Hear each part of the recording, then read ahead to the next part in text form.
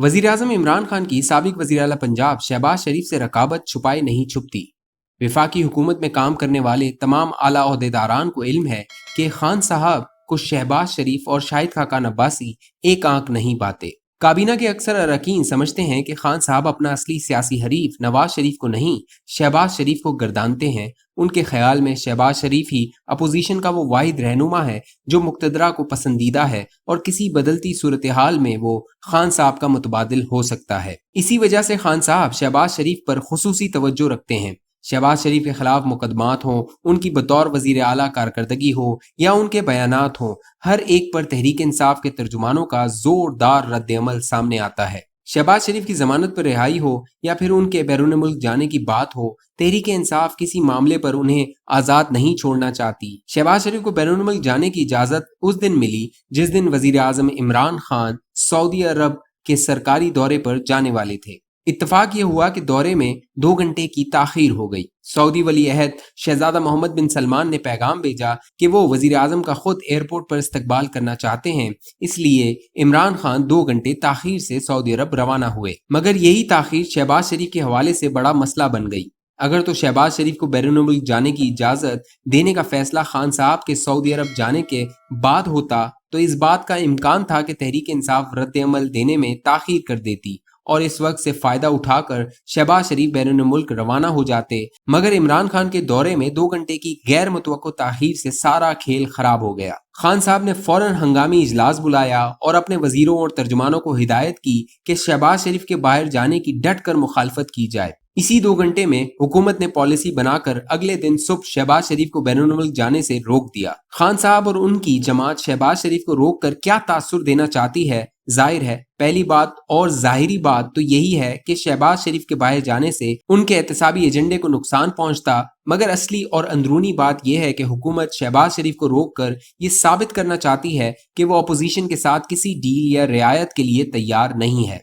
तीसरी बात यह भी है कि हुकूमत शहबाज शरीफ और मुक्तदरा के दरमियान ताल्लुक को भी लोगों के सामने एक्सपोज करके अपना सियासी कद बढ़ाना चाहती है। हुकूमत का ख्याल है अगर शहबाज शरीफ बैरून मुल्क चले गए तो यूं लगेगा कि शहबाज शरीफ और मुक्तदरा में कोई खुफिया अंडरस्टैंडिंग हो चुकी है और तभी तो उन्हें ये रियायत मिली है। दूसरी तरफ हुकूमत चाहती है अव्वल तो वो इस दौरे को रोक कर इस तासुर को ही खत्म कर दे कि कोई डील चल रही है, और फर्ज करें अगर इसके बावजूद शहबाज शरीफ चले जाते हैं तो फिर एक मनफी तासुर उभारा जाएगा शहबाज शरीफ मुक्तदरा से डील करके गए हैं ताकि इसके बाद हुकूमत मुक्तदरा और अपोजिशन दोनों पर सियासी पॉइंट स्कोरिंग कर सके। पंजाब में शहबाज शरीफ की कारकर्दगी का जादू अभी तक कायम है। शायद यही वजह है कि वजीर आजम इमरान खान ने गुज़िश्ता दिनों मुल्तान में चिड़िया और बाज का मुकाबला कराने की कोशिश की। उन्होंने दावा किया कि बुज़दार की कारकर्दगी शहबाज शरीफ की कारकर्दगी से कहीं बेहतर है। खान साहब के इस फरमान पर सूबाई काबीना के कई सीनियर अरकान भी हंसते रहे,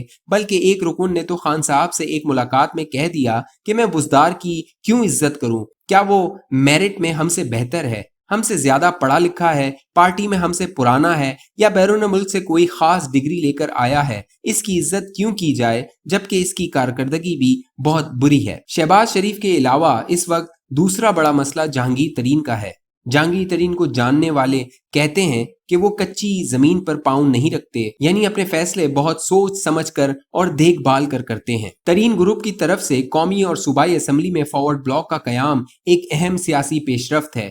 गो के तरीन साहब के एहतसाब के हवाले से बैरिस्टर अली जफर की जिम्मेदारी लगने के बाद ऐसा जाहिर हो रहा है कि अब मजीद इंतकामी कार्रवाइयों का सिलसिला बंद हो जाएगा। छोटे मोटे मामलात यूं ही चलेंगे, लेकिन दरअसल बड़े मामलात पर अंडरस्टैंडिंग हो चुकी है। मगर दूसरी जानिब तरीन ग्रुप की तरफ से अलग ग्रुप बनाने का फैसला ये इंडिया दे रहा है। तरीन ग्रुप सिर्फ तरीन साहब के खिलाफ एहतसाबी कार्रवाइयों के हवाले से मंजर आम पर नहीं आया, बल्कि इसके मकासद सियासी हैं और आगे चलकर ये एक मौसर प्रेशर ग्रुप बन सकता है। सियासी हलकों में अक्सर ये सवाल उठाया जाता है कि क्या तरीन ग्रुप वफाकी हुकूमत या पंजाब हुकूमत को गिराने में नून लीग और अपोजिशन के साथ मिलकर कोई किरदार अदा कर सकता है। तरीन ग्रुप हो या अपोजिशन के दूसरे रहनुमा, वो सब किसी सिग्नल के इंतजार में हैं जिससे यूं लगे हुकूमत और मुक्तदरा अब एक सफ़े पर नहीं रहे। जूं ही ये सिग्नल मिलेगा नई तरह से सियासी सफबंदी होगी और नए सियासी खेल का आगाज हो जाएगा। वैसे तो इलेक्शन 2023 में तय हैं, लेकिन जूं जूं वक्त आगे बढ़ रहा है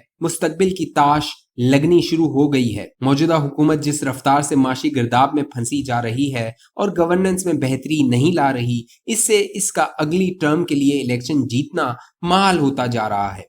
सच तो ये है कि तमाम तर इल्जामात और मुकदमात के बावजूद पंजाब में अभी तक नून लीग का शहर और वोट बैंक कायम है, जबकि पीटीआई दूसरी बड़ी जमात के तौर पर सामने आ रही है। आइंदा मुकाबला तो इन दोनों जमातों का ही होगा। पीटीआई का वोट बैंक बड़ा है, लेकिन दूसरी तरफ महंगाई और बेरोजगारी की वजह से हुकूमत से शिकायत भी बहुत हैं। पिछले तमाम ज़मनी इंतखाबात में पीटीआई का वोट बैंक सन 2018 से तो ज्यादा है, मगर नून लीग से अभी भी कम है। यही वजह है कि पीटीआई एक के सिवा कोई ज़मनी इंतखाब नहीं जीत सकी। पीटीआई का वोट बढ़ने की वजह इसकी मकबूलियत नहीं बल्कि निज़ाम की करप्शन है, यानी सियासत फिर से दो पार्टी निज़ाम की तरफ लौट रही है।